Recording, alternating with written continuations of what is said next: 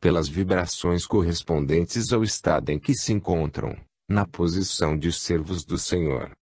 Matéria é matéria, espírito é espírito e Deus é Deus, porém, a matéria vem do espírito e o espírito vem de Deus.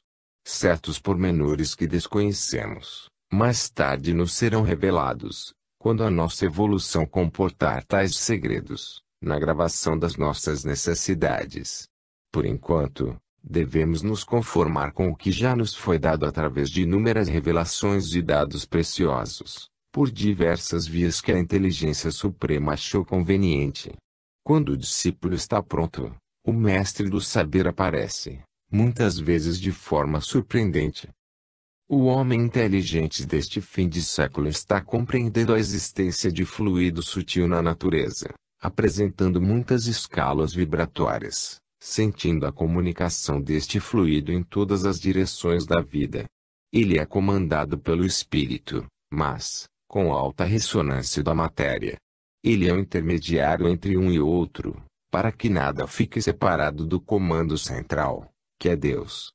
Este fluido universal dimana do Criador na sua pureza virginal, e ao sair das sutilezas peculiares da sua fonte, começa a se transformar, obedecendo a regras e formando ambientes, sem que a nossa inteligência possa determinar os seus caminhos, por serem indescritíveis, até a matéria bruta de formas variadas.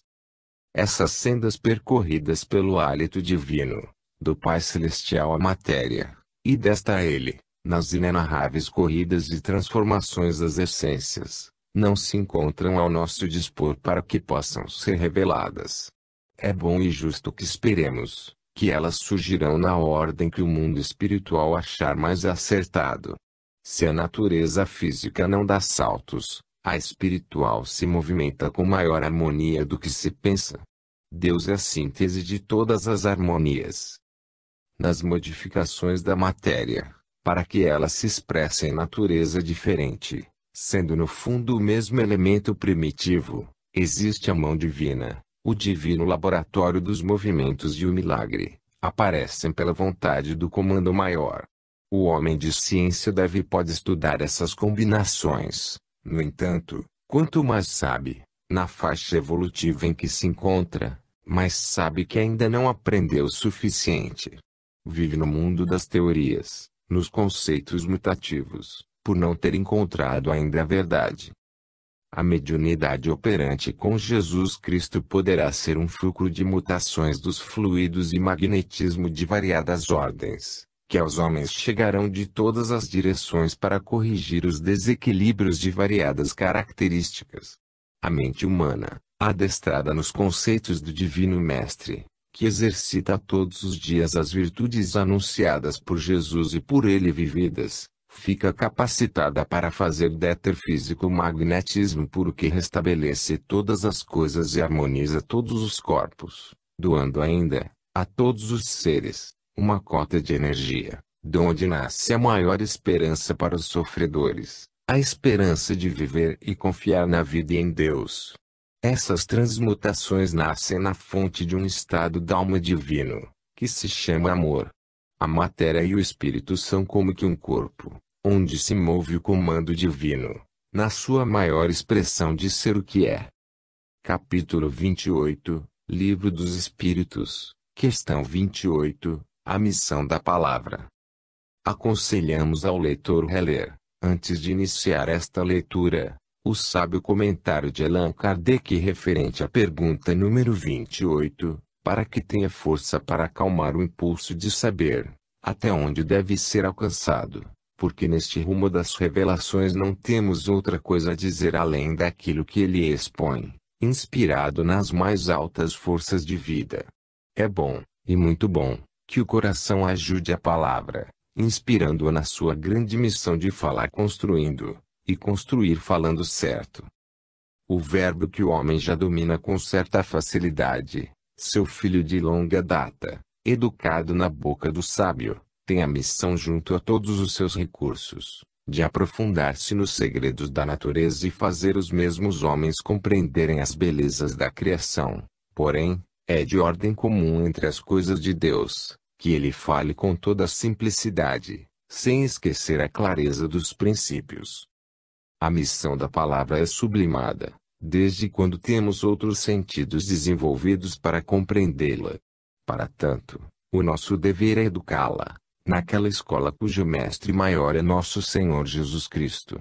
Com ele a palavra atingiu os cimos da evolução, coroando, com a mais alta condecoração espiritual, o Verbo, ao falar como o fez, quando da sua estadia divina junto a nós, da mais elevada virtude vivenciada nos caminhos da terra, o amor. A sabedoria de Deus confunde o raciocínio humano. A essência divina, ao sair da sua pureza lirial, da sua unidade absoluta e indivisível, torna-se díade, manifestando-se em tudo com todos os valores correspondentes às suas mutações, para melhor servir, pela força e claridade do progresso. A razão é pobre para explicar os segredos do Criador.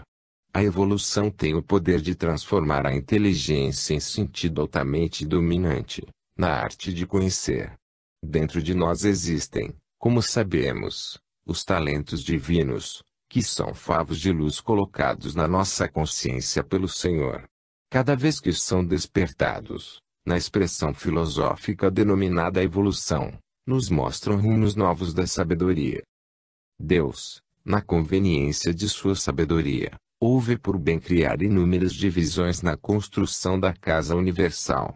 Cabe a nós outros estudarmos todos os princípios da sabedoria e procurarmos, com humildade, a obediência às leis naturais, que regem e sustentam toda a criação divina.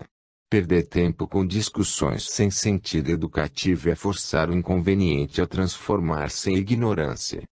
Se ainda não entendemos o que almejamos conhecer, é bom guardarmos serenidade, e esperarmos a oportunidade, que o arcano do tempo tudo nos revelará no momento preciso, quando as nossas forças suportarem o impacto da verdade.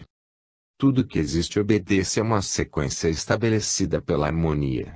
A matéria que tanto estudamos tem sua vida própria sob a influência do Espírito, e o Espírito vive na atmosfera de Deus. A independência é, pois, até certo ponto, de concordância às afinidades congênitas é que nos garantem a vida, na vida de Deus. Existe algo de divino dentro da matéria e outro tanto vibrando no Espírito, que por enquanto desconhecemos. Até para os grandes benfeitores, pelo menos é o que ouvimos deles, Deus é um segredo absoluto. Não podemos decifrá-lo, por faltar em nós as qualidades de um Deus. Capítulo 29, Livro dos Espíritos, Questão 29, Propriedade da Matéria. Voltamos ao assunto da matéria, por ser ele um segredo engenhoso da natureza. Os descortinos humanos se perdem no infinito da matéria, buscando nela os seus arcanos reveladores. No entanto, esse empenho depende do estado evolutivo das criaturas, do uso que poderão fazer dessas coisas ocultas, altamente benfeitoras nas mãos dos espíritos evoluídos, tornando-se em forças maléficas em mãos inescrupulosas. Ainda existem muitos que procuram descobrir mais coisas sobre a matéria, muitas vezes através dos canais mediúnicos, não sabendo eles que os espíritos, mesmo os mais evoluídos, não podem quebrar a sequência estabelecida pelo chefe supremo de todos nós, que regula as revelações em todos os campos do saber. A humanidade, no momento, não está precisando de mais ciência para viver melhor e, sim, de educação dos próprios sentimentos. É necessário que vigore, de agora para frente, o conhecimento sobre o amor e a aplicação prática desta virtude incomparável, que se divide ao infinito para ajudar com eficiência. Se Deus deixasse o homem, na escala de evolução em que se encontra, descobrir o que ele deseja sobre as propriedades mais profundas das formas, deixaria em perigo a sua própria moradia, pois apenas com o que já teve oportunidade de descobrir, poderá fazê-lo passar por vezames em futuro próximo. A força maior que a humanidade alimenta é o ódio, a ganância, a inveja, o orgulho e, acima de tudo, o egoísmo. As transações comerciais estão na frente de todos os sentimentos altruísticos e o Cristo foi esquecido na sua mais profunda esquemática de nivelar os homens, como sendo irmãos, filhos de um mesmo Pai, de empenhar com seus discípulos para pregar o Evangelho a todas as nações, a todas as criaturas. Como descobrir mais segredos da natureza, se ainda estamos usando o avião, uma bênção dos transportes, para matar e dominar os povos, destruindo nações e relegando muita gente à miséria? Como dominar com mais propriedade as micro-ondas e a luz, na sofisticada expressão da eletrônica, se estamos usando o rádio e a televisão para a discórdia e para o crime? Por esses dois exemplos podemos deduzir que já constitui muita bondade de Deus, o que já foi descoberto, o século em que vamos todos entrar. O início do terceiro milênio é o século do amor, onde todos irão se interessar pela educação dos sentimentos, porque somente o amor sabe dirigir a ciência, para que, unidos, rasguem o véu. Aí poderemos compreender, conquistar e viver a felicidade.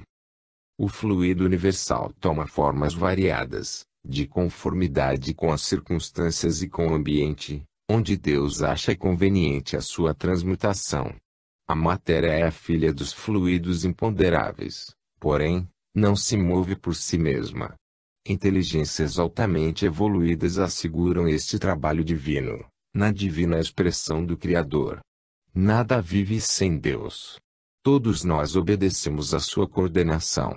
Não existe liberdade total diante do Criador. Ele foi, é e será sempre o nosso motivo de viver. O homem já domina a gravidade, mas não pode ainda descobrir meios para o isolamento da mesma, segredo que já é de completo domínio dos espíritos superiores, cujos fenômenos são produzidos pelos santos de todos os tempos, com maior relevância em Jesus Cristo. Ela é relativa, porque fora da sua ação os corpos não têm peso. Segmentos da ciência têm trabalhado com afinco para tornar os homens e objetos invisíveis aos olhos dos próprios homens. Não conseguiram, por lhes faltar amor no coração, por não saberem usar esses meios para o bem da humanidade. Enquanto as criaturas do saber terreno não se empenharem em conhecer a si mesmos, na razão direta da verdade, nada farão por sua própria saúde, por tomarem caminhos obscuros, antinaturais. Se não descobrirem a ação malfeitora do ódio, do orgulho e do egoísmo, como podem avançar desordenadamente nos segredos da natureza exterior para a destruição das suas próprias possibilidades de evoluir? A ciência precisa se modificar, porque agora é a vez do amor, no preparo da vida, para que essa vida seja luz nos caminhos dos homens e bênçãos para os Espíritos de Deus. Capítulo 30, Livro dos Espíritos, Questão 30, Formação da Matéria. A formação da matéria perde-se na eternidade do tempo e nos caminhos infinitos do espaço. O homem de bom senso contenta-se com o saber que surge na gradatividade dos seus próprios passos. Às vezes se encontra na Terra revelações altamente iluminadas, mas somente as encontramos quando estamos preparados em espírito e em verdade. A verdadeira gênese da matéria, no modo pelo qual pensamos, escapa dos nossos sentidos, falta-lhes algo para os determinados registros da sua formação. No entanto, sabemos de alguma coisa que nos capacita a dizer, a forma vibra em uma baixa frequência. A cadência é demorada para que possa ser vista, como é palpável, e os laços que envolvem são de um agente invisível que lhe sustenta e dá vida no estado em que se encontra. Quem pensa e fala que a matéria está morta, não descobriu que também faz parte dos mortos de espírito. Nada tem a inércia total. A vida palpita em tudo, com grande empenho de expressar o Criador. Tudo o que pensarmos ser matéria primitiva, longe está da verdade, ainda estamos no princípio dos estudos sobre ela. Se o macrocosmo é infinito, o microcosmo obedece à mesma lei. A formação da matéria segue leis que orientam a descida da energia divina, na mais perfeita harmonia que podemos pensar. Ao começar a sair do centro de vida do Criador, ela inicia sua transformação de variadas consequências. A idade da matéria não pode ser contada pelos moldes que conhecemos, no acanhado mundo que vivemos e nas prisões em que se encontram os homens. Estamos caminhando para um conhecimento mais concreto sobre as leis naturais, cujas forças fazem agregar-se elementos e desabrocharem energias sutis, guardadas no seio da própria forma, viajando na sutileza dos ventos, acomodadas nos ambientes suaves das águas e concentradas para despertar as consciências das árvores.